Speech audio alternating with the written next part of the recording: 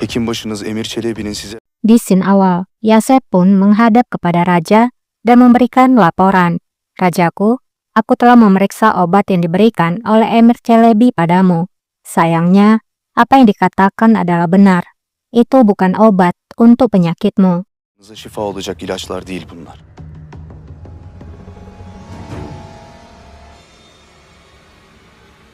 Raja pun bertanya, apakah itu artinya Emir Çelebi ingin mencoba membunuhku?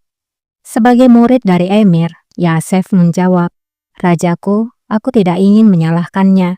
Tapi itu sudah jelas, Emir Çelebi tidak melakukan apa-apa selain meredakan rasa sakitmu. Jadi dari keterangan Yasef, kita kini mengetahui tuduhan Sinan tidaklah benar dalam suratnya, bahwa Kosem ingin meracuni putranya dengan racun, melainkan hanya tak ingin menyembuhkan penyakit raja saja.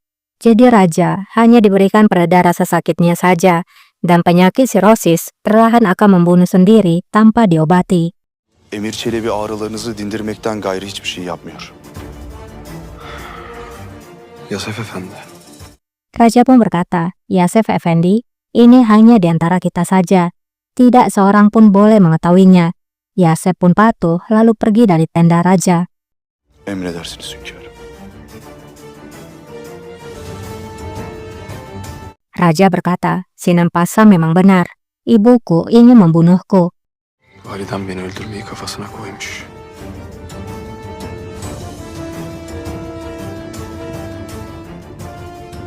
Bir annenin evladından Yusuf pun berkata, itu sangat menyedihkan saat seorang ibu telah menyerah pada putranya.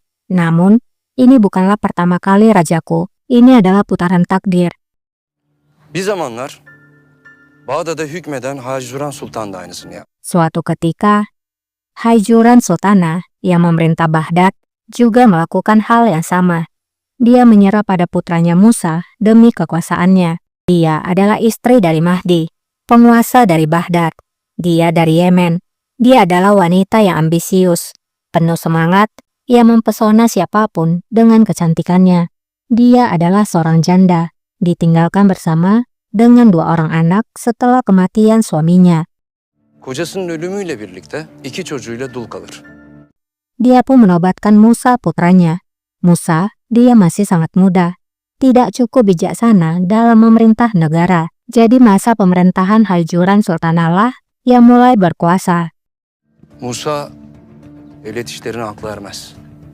Tüm dizginleri ele geçiren Hacı Duran Sultan'ın mutlak saltanatı başladı. Ta ki Musa büyüyüp Raja pun berkata, sampai Musa tumbuh dewasa, menuntut kekuasaan dan pemerintahan yang merupakan haknya. Apakah begitu? Yusuf berkata, Musa mengatakan pada ibunya agar menjauhi urusan negara. Dia melarangnya, namun Haijuran Sultan tidak peduli dengan larangan dan perintah dari Musa Sultan. Sebaliknya, ibunya menyimpan dendam terhadap anaknya. Musa annesine devlet işlerinden uzak kalmasını tembih eder. Lakin oğlunun emirleri, yasakları Hacı Duran Sultan'ın umurunda olmaz. Okuduğunu düşündüğü için oğlu Musa'ya büyük bir düşman beller. Karena ibunya berpikir Musa adalah sebuah halangan. Dia melihatnya sebagai musuhnya. Kemudian membuat keputusan dia akan menjatuhkan Musa dan menobatkan Harun Rashid, di mana dia akan bisa mengontrolnya dengan mudah. Musa menyadari bahayanya. Dia membaca pikiran ibunya. Dia mengetahui apa yang diinginkan oleh ibunya. Harun Reşid'i geçirecektir tahta.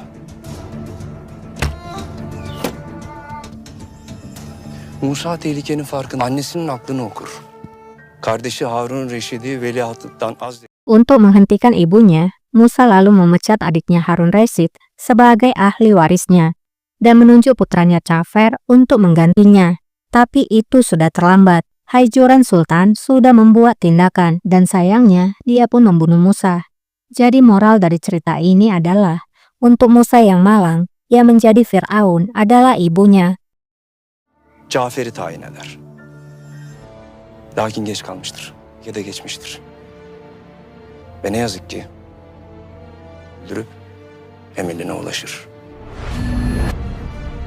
O zavallı Musa'nın firavunu siymiş. Ben senelerce Firavun'u kendim Raja pun menjawab, aku mengira bahwa akulah yang menjadi Fir'aunnya. Itulah mengapa aku melawan diriku. Tapi itu benar. Itu jelas seperti siang hari. Jika aku adalah Musa dan ibuku Qasem Sultan adalah Fir'aunnya, Yusuf, ketahuilah bahwa valideku tidak akan memiliki darah kemenangan seperti Haizuran Sultan. Karena aku tidak akan menjadi Musa. gerçek gün gibi ortada. Ben Musa'ysam validem Kösem Sultan. Hayzuran Sultan'ın tattığı o kanlı zaferi tadamayacak. Musa olmayacağım.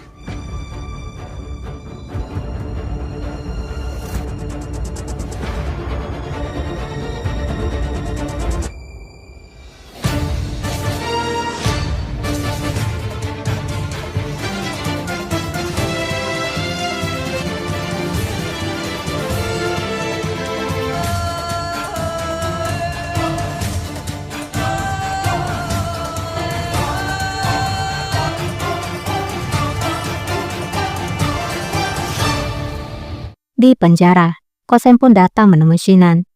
Neyleyim? Benim ömrüm de böyle. Sinan pun berbicara, sudah waktunya bagiku untuk dieksekusi. Apalagi yang bisa aku lakukan? Ini adalah takdirku untuk mati di penjara. Dinasti yang selama bertahun-tahun aku layani. Haji pun berkata, kamu mengatakan itu sebagai layanan. Kamu hanyalah pengkhianat kotor. Kami telah memberi makan seekor ular.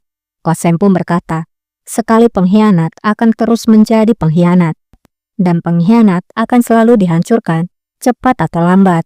Sinan pun berkata, suatu hari kamu juga akan dihancurkan Sultanah. Kamu sama bersalahnya, sama seperti diriku. Kamu mengkhianati Sultan Osman, Sultan Mustafa, dan bahkan putramu sendiri, Sultan Murad. Sultan Osman'a, Sultan Mustafa'ya, Sultan Murad'a ihanet ettiniz. Sanki küffarın içimize soktuğu fitne. Qasem pun berkata, kamu tertarik untuk menyusup di antara kami karena pengaruh orang-orang kafir. Kamu melihat, kamu mendengarnya. Katakan yang sebenarnya dari hatimu padaku. Siapa yang melindungi negara yang telah kamu coba hancurkan selama bertahun-tahun ini? Bunca yıldır yıkmaya çalıştığınız devleti kim korudu? Siz sultanım, doğrudur. Sinan pun menjawab, itu kamu Sultanah, itu memang benar. Tapi hari itu telah pergi. Negara telah diperintah oleh penguasa yang perkasa sekarang. Seorang sultan yang tidak patuh padamu. Zahmetli bir padişah var artık.